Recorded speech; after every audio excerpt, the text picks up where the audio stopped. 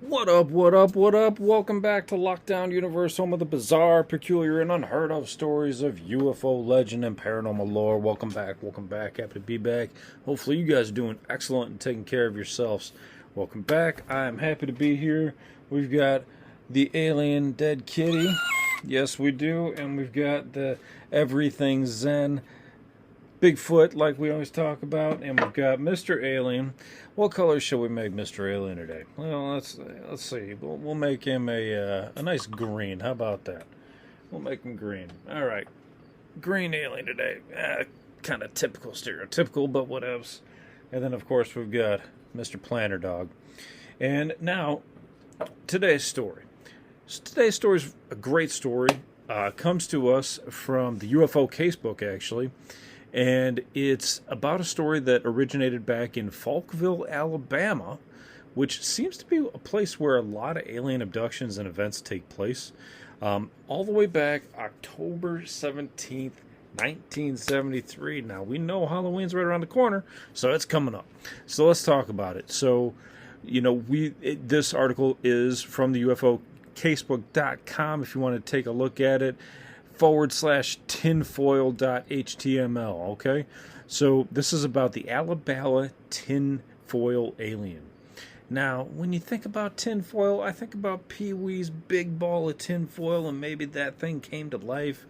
Well, this is more of a taller alien, stretched out, and this dude can run like faster than Usain Bolt. Okay, and we're gonna get to that in just a second. So some of these beings that we encounter in these alien abduction cases, encounter cases, sight cases, they seem to be living, breathing entities, and some appear to have the characteristics of a robot. One theory about a whole bunch of investigators have is that many UFO sightings are of scout ships who take exploratory journeys to our planet's surface while the mothership hovers somewhere out of sight, and the ship can go back.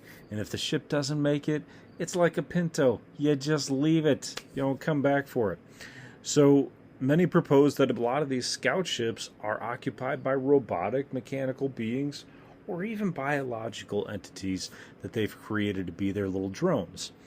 Now, these would be expendable, of course, right? If they die, so be it. So in this case, in many respects, they say that this description is of a robotic looking creature and had the running gait of most of our most talented athletes. Now this is really interesting because a robot usually can't run that well, although there are some really cool robots coming out of Boston Dynamics and a few others that are incredible. I mean, these things can like jump and do a 360 spin, man, and land it perfectly, and they can do gymnastics and land it perfectly. It's truly amazing. So who's to say that some alien civilization hasn't already come up with that? So this strange account began when Falkville, Alabama police chief Jeff Greenhaw received a phone call from an excited lady who said that she had witnessed a spaceship land in an open field not too far from their town proper. Greenhaw took off like a shot. He's excited. He's thrilled because probably not too much happens in Alabama except for, maybe, I don't know. Who knows what happens in Alabama? Not much, right? So he took along his trusty Polaroid camera. Boom. Smart guy. See, his head wasn't just a hat rack. He decided to bring along camera. Now, dark had fallen several hours earlier. This was about 10 p.m. And the chief was armed for anything. Okay? When he made it to the location of the alleged landing, he took a cursory look around. He found no spaceship, no trace of any spaceship. But as he continued to search the area, Greenhaw was taken aback by the sight of an alien-like creature standing just offside the road.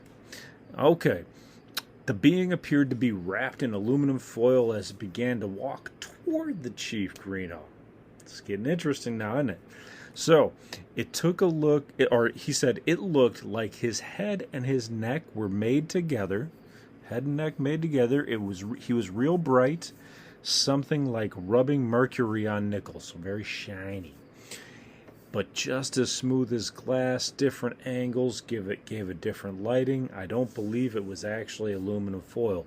Makes sense. Now, where else have we heard about aluminum foil? None other than crashed spaceships in Aztec, New Mexico, and Roswell back in the 40s. This was in what, 52, I believe it was? Go back up. Oh, I'm sorry, 73. Woo, couple decades later, 73. Okay, so here we are. Greenhaw is on one side of the road. TinFoil Man is on the other side of the road. Greenhaw, wait, hang on. The TinFoil aliens' movements were very mechanical-like, indicating it might have some gears. It might be a robot.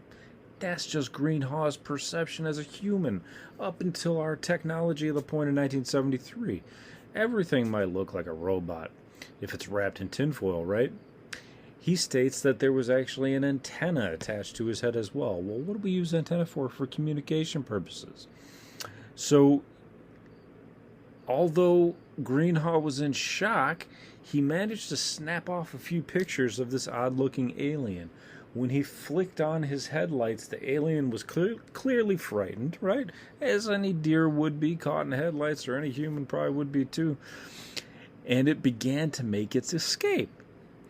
Greenhaw immediately takes off in his vehicle. Now, these cars back in the 70s are made with American power. Okay, we're talking about like Crown Vics. We're talking about big beasts. We're talking about, huge block Chevys. We're talking about all these big cars. Greenhaw took off immediately, but because of the rough terrain that he was actually in, he was off the road, and he went onto a field to try to in pursuit of this creature. He was only able to manage 35 miles an hour because of the rough terrain. Makes sense, right? You do any more than that, you're slamming your car. You might risk rupturing a brake line, rupturing an axle, who knows. So the robotic movements of this alien were now in high gears. He's booking it like Usain Bolt and Michael Johnson across the open field. Greenhaw could not keep up, and the tinfoil being escaped into the night. Unbelievable. He took off into the night and was never captured. He was running faster than any human I ever saw, said Greenhaw. Although Greenhaw was exhilarated by the strange encounter, right? He bolted to the scene, as fast as he could. He would soon regret this entire night. Although it was exhilarating, although he probably never seen anything like it and probably would never see it again, he would grow to regret this night because, unfortunately, he became a victim of unfortunate circumstances, whether they be part of this particular event or not. So let's get into it. He states that immediately upon release of this information, he was mocked, ridiculed by many of the town folk, and he received many threatening phone calls. Now, this is back in 73. No text messages, no social media. You start getting calls to your house or calls to your office threatening you. And you're a police officer? You're the chief police officer? Who in their right mind is going to threaten a police chief? None other than probably the government, right? I mean, you're not going to have town folk threatening you. You're going to have somebody who has something to lose threaten you, right? None other than the government would have that, unless the aliens were calling them. So a string of bad luck began to affect his life. Whether it was related to his report or not, his entire house burns down. His whole house burns down. What the heck? And then, on top of that, after his house burns down, he's got nothing left. Hopefully he's got insurance. His wife leaves him. So now you're the town crazy because you saw some dude in a metal suit running around beating any ground human, known to man, whipping you while you got this big block police car that's an interceptor. It's got tons of add-ons and things that they can do in the motor pool. And approximately a month after the incident, check this out, because he's a hired official, the town council, an elected official, the town council fires him. Sorry, homeboy, it's 73. You can't report the aliens. You gotta go. Well, that's got to be great, because now you lose your pension because you didn't, hit up, all the years that you need, possibly. Well, he was the town sheriff, so chief. So maybe he hit 20 years. I don't know, but geez, wouldn't it suck if he lost his pension?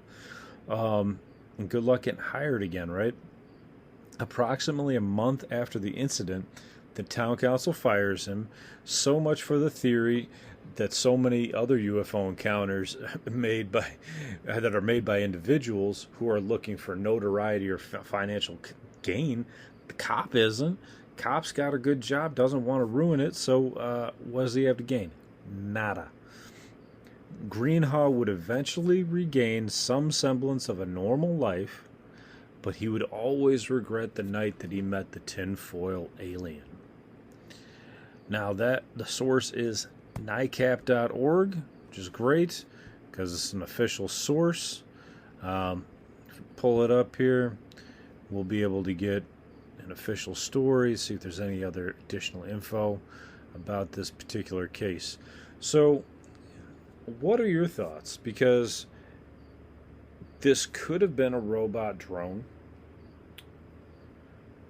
This could have been an alien in a metallic suit. This could have been... Could it have been a human? Probably not. Not much to gain. I can't imagine it would be, anything other than some sort of created entity,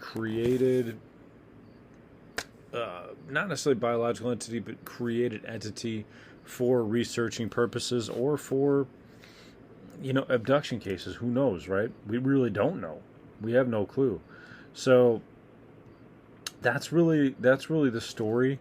It's really sad because, this exact same scenario actually kind of happened to a guy named DC Long, who was just on the June Disclosure Project press conference talking about how he lost his company the day after he witnessed a huge monolith rock being floated in an underground facility that he was contracted to work on.